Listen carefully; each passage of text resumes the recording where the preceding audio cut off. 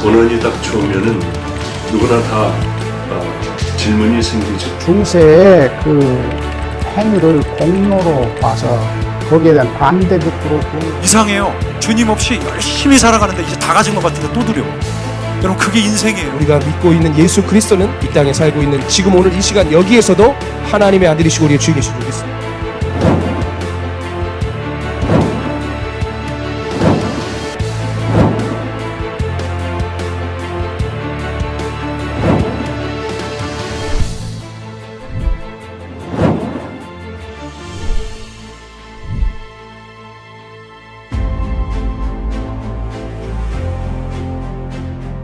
구원파를 이단이라고 정죄한 한국의 대다수 스스로 정통이라고 주장하는 교단의 목사들의 복음 선포가 사실상 구원파 신학이에요.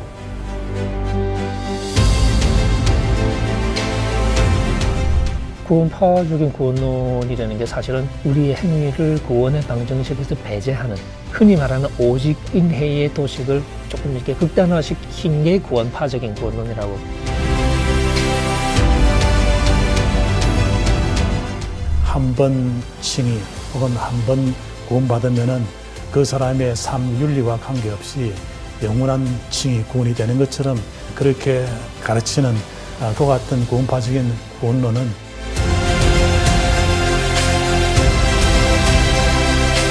Salvation is something that changes you, and that means that you cannot, in effect, stay as you were.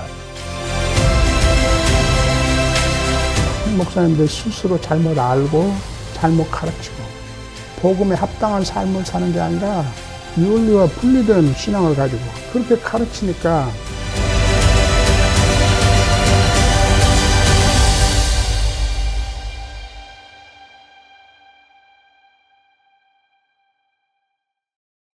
교수님께서 이런 표현도 쓰셨는데요.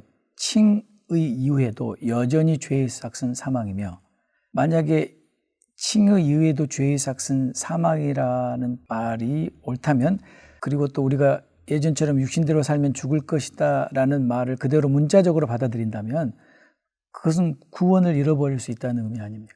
네. 근데 이거는 굉장히 한국교회에서 한 번 구원은 영원한 구원이다를 받아들이는 입장에서는 조금 제가 수사적으로 도발적으로, 일부러 좀 도발적으로 표현하자면, 여기 말 조심하다가 말 안 먹은 것 같아요. 말 조심하느라고. 근데 사실 구원을 잃어버린다는 표현에 어폐가 있는 것이, 저는 구원이 본래적인 의미의 구원은 미래라고 생각을 하니까, 마지막 심판 때 우리가 받을 수 있는 게 구원이니까, 그 구원은 잃어버리는 게 아니라 아직 안 받았으니까 구원의 소망으로부터 탈락할 수 있죠. 부르심을 받았지만 택하신 자가 아닌 것으로 드러날 수도 있겠죠. 예수님이 그 잔치 비유에서 말씀하신 것처럼 초청받은 사람이 떨어지는 경우는 비일비재하죠.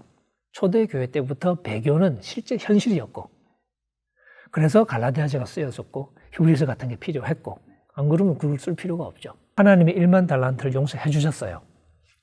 해주신 척 하신 걸까요? 진짜 용서해 주셨을까요? 진짜 용서해 주셨다고 봅니다. 근데 그 사람이 100데나리온 빚진 자를 용서를 안 했어요. 그럼 어떻게 됐죠? 취소. 예. 그걸 어떻게 설명해야 되냐. 잔치에 초대를 받았어요. 그럼 잔치를 먹고 있어요. 그거 진짜 아니야. 그거는 아직까지 몰라. 그런 건가요? 근데 그 사람은 예복을 안 입었다는 이유로 손발 묶여서 바깥 어두운 데 쫓겨났거든요. 그게 뭘 말하는 거냐. 바울도 로마서를 쓰면서 예를 들면 11장 같은 데 올리브까지 얘기하잖아요. 이스라엘이 많은 그 사람들이 안 믿었잖아요. 하나님이 가지를 잘랐다고 표현하죠. 그리고 이방인들에게 경고하기를, 하나님이 원래 잘 붙어있던 가지도 잘랐다. 그럼 니네들 까불면 얼마나 더 쉽게 자르겠냐. 니네들 접붙여 놓은 건데. 그렇게 얘기를 하죠. 그런 표현은 굉장히 적나라한 표현이죠. 그게 뭘 말해주는 거냐. 그리고 이제 우리 개혁주의 신학에서 제일 어려워하는 게 히브리서인데, 히브리서의 언어도 분명하잖아요. 한번 이렇게 비추를 받고 은혜를 맛보고 뭐 그런 사람이 타락하면 다시는 기회가 없다. 그러니까 이제 개혁주의적인 주석에서는 이게 진짜 진정한 믿음의 이런 게 아니라고 자꾸 설명을 하죠. 그러면 상식적인 질문이 진짜 믿음이 아닌 걸 그리기 위해서 이렇게 비슷한 표현을 겹쳤나? 은혜를 이만저만 받은 게 아니거든요. 여러 가지 표현이 겹치잖아요. 그죠? 그게 석연찮은 설명이 되는 거죠. 오히려 신약 성경은 진짜 저 사람이 택함 받은 백성이냐 이런 식의 어떤 이 독심술에는 관심이 없는 거예요. 어떤 의미에서는 하나님의 신실하심을 얘기하고 예정을 얘기하지만 오히려 그 모든 것 속에서 인간의 책임이 똑같이 살아있는. 그래서 예정을 얘기할 때조차도 우리가 이제 예정도 많이 오해를 하고 있다고 저는 생각하는데 사도 바울이 예정을 얘기한 의도는 구원 받았냐 안 받았냐 이걸 말하고 싶었던 게 아니라 하나님이 예정하셨다. 하나님의 계획이 꿈이 있었다. 제가 이제 하나님의 꿈이라는 표현을 좋아하는데 왜? 지금은 엉망진창이야. 근데 쟤들이 언젠가는 내 아들의 형상을 본받는 자들이 돼야 돼. 그게 로마서 8장의 예정이에요. 그렇게 예정하셨다는 거죠. 에베소서에서 예정 얘기할 때는 그 앞에 거룩하고 흠이 없는 사랑하는 자녀가 되게 하기 위해서 그렇게 예정하셨다고 나옵니다. 그러니까 예정의 그 내용이 뭐냐면 우리가 하나님 앞에 거룩한 자가 돼야 된다는 게 예정의 핵심이에요. 근데 우리는 그걸 구원만 가지고 얘기를 자꾸 하니까 얘기가 꼬이는 거라는 거죠. 그런 점에서 구원으로부터 탈락할 수 있냐는 질문을 할 때 일상적인 방식으로 말할 때는 예, 당연히 탈락하죠. 구원을 받았다고 친다면 그걸로부터 탈락한다고 말하는 게 맞을 것 같고요. 히브리식으로 말하면 구원에 미치지 못하는 거죠. 가다가 중간에 엉뚱한 데로 빗나가는 거죠.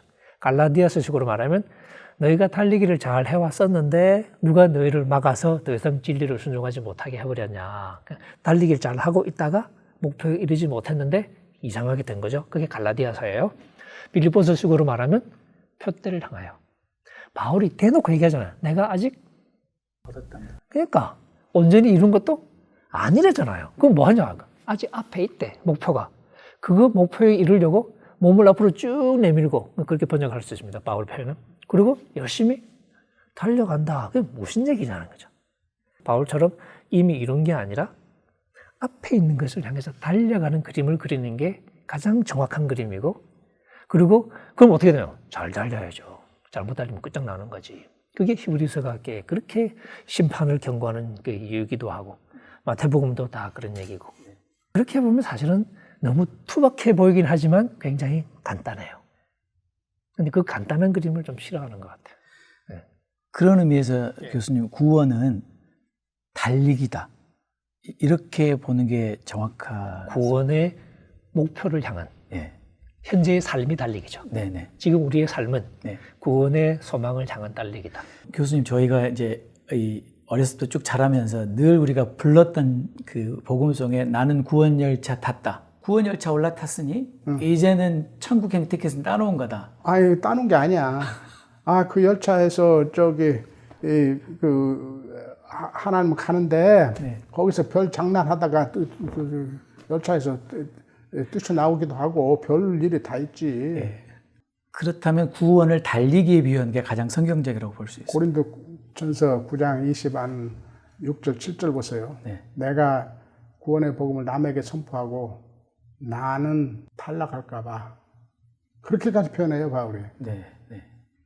그것이 올바른 성경적인 사고라고. 그게 구원을 두렵고 떨림으로 내 구원을 완성하라. 빌보서 2장 13절 말씀의 뜻이에요. 거기서 구원이라는 공동체적 안녕을 말하는 건데 그것은 우리 개인의 구원에도 적용되는 말이야. 다 이뤘담이 아니라 바울이 뭐라고 그래요? 내가 다 이뤘다면 3장에. 구원의 이 현재 내가 경주해야 할 곳을 가서 종말에 주께서 당시 로마의 경기장의 시상들을 그림으로 사용하는 거야. 황제가 다소 출신 바울 올라와. 너 이 경주를 온전히 1등으로 맞춰서 상 받으라. 바울처럼 달려간다고 말을 해야 되기도 하고 혹은 바울이 즐겨 쓰는 표현이 걸어간다, 행한다는 표현이죠. 헬라어로 페리파테오, 행한다. 그게 원래 이제 뭐 헬라어도 그렇고 이렇게 히브리어도 그렇고 이 삶을 살아가는 인생길을 걸어가는 걸 이제 그 비유할 때 많이 쓰지 않습니까? 걸어가는 거죠. 목표가 있는 길을 걸어가는 거죠. 그래서 사도행전에 보면 복음 자체가 호도스, the way, 도, 길이라고 번역이 됩니다. 복음 자체가 걸어가는 길인 거죠. 그래서 복음서에서 예수님이 그 제자를 삼으실 때 제자들이 하는 게 뭐냐면 아멘 하는 게 아니고 따라가는 거예요. 그러니까 나를 따라와라. 내 말 듣고 아멘 하라가 아니라 나를 따르라는 거였거든요. 그러니까 그런 의미에서 지금 우리의 삶이 바로 광야 여정과 같이 가나안이라는 구원의 목표를 향해서 우리가 순종함으로 걸어가는 길. 근데 이제 아직 구원 안 받은 거야 그러면 이렇게 물으면 좀 이렇게 황당하게 느껴질 수도 있겠죠. 하지만 우리가 너무 오랫동안 이미 받은 것처럼 너무 당연히 생각해버렸기 때문에 그런데 사실 구원의 소망이라는 말을 염두에 두면서 성경을 다시 찬찬히 읽어보면 처음부터 끝까지 소망 얘기네 하는 것을 쉽게 사실은 알 수 있습니다. 그러면 교수님, 정말 의롭다함을 받은 사람이 의의 열매 또는 거룩한 삶이 없다면 그는 구원이 없다라고 말할 수 있습니까? 그럴 수 있다고 경고해요, 바울이. 그게 바로 서 있다고 생각하면 넘어질까 조심하라. 한편, 이 성경이 바울을 이중으로 가르쳐. 한편은 그렇게 경고해요. 우리가 다 하나님의 재판석 앞에서 우리가 몸으로서 한 행위대로 심판받는 것을 경고해. 유명한 로마서 14장 10절, 고린도후서 5장 10절 거의 같은 문구로, 그 다음에 로마서 2장 5절부터 10절까지 행위대로 심판, 탈락할 수 있다. 고린도인들이 그럴까 봐 바울이 걱정해서 너희들 탈락한다고 경고한다고. 누구를 예로 들어서? 옛 이스라엘. 그들도 홍해를 건너는 출애굽에 우리의 세례에 해당하는 구원을 받았다. 그들도 영의 양식, 우리 성찬식에 해당하는 성령의 양식 먹었다. 광야에서 만나와 머리바에 물 마셨어요. 그럼 어쩌다고요? 도중에 구원의 완성인 가나안에 들어가기 전에 도중에 어쩌어? 우상 숭배하고 음행하고 해서 다 죽었다. 이게 경고이다. 어떤 사람만 그런데 후자를 누릴 수 있냐? 지금 하나님을 의식하고 성령을 통해서 우리에게 행사되는 주 예수 그리스도의 통치, 그의 뜻을 의식하고 그것을 행하려는 하는 사람에게 지금 후자가 적용이 돼요. 그럼에도 불구하고 우리가 실패도 하고 이런 사람들에게는 후자가 적용이 돼.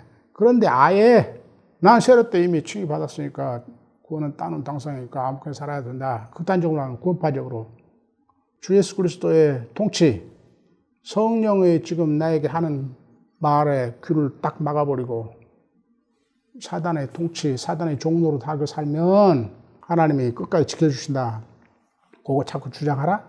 성경에 엄연히 그런 사람은 멸망한다고도 써 있는데, 그러니까 지금의 믿음의 현재 속에서 자신이 최선을 다함에도 가끔 실패하고 실수하고 죄를 짓고 한 의식하고 다시 그걸 뉘우치고 이제 정말 주 예수 그리스도의 통치를 받는 올바른 삶 살아야지 하는 사람에게 하나님께서 신실하게 끝까지 용서하시고 지켜주시고 죄의 심판에 주 예수 그리스도의 중보로 우리 구원이 완성이 된다. 그 말에 위로가 되는 거지.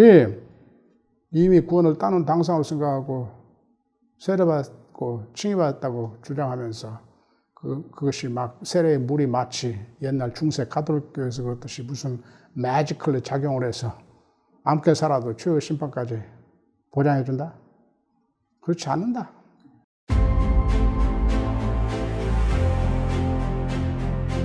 사단의 나라에서 건져서 그의 아들의 나라로 이전되며 이것이 부속이요 죄사함이라. 이게 칭의야. 칭의가 뭐예요? 그러니까 로드십 체인지로 이해를 해야 된다. 칭의라는 것은 미래의 심판에 이루어질 선포를 미리 하는 것을 말하거든요. 마지막 심판 때 우리가 이제 하나님의 진노를 받잖아요, 그죠? 그 진노로부터 우리를 건져주시는 걸 구원이라고 불러요. 이미 얻은 구원이라는 생각을 벗어나서 구원의 소망, 구원을 받은 자로서가 아니라 엄밀히 말하면 구원을 향해 가는 자로서.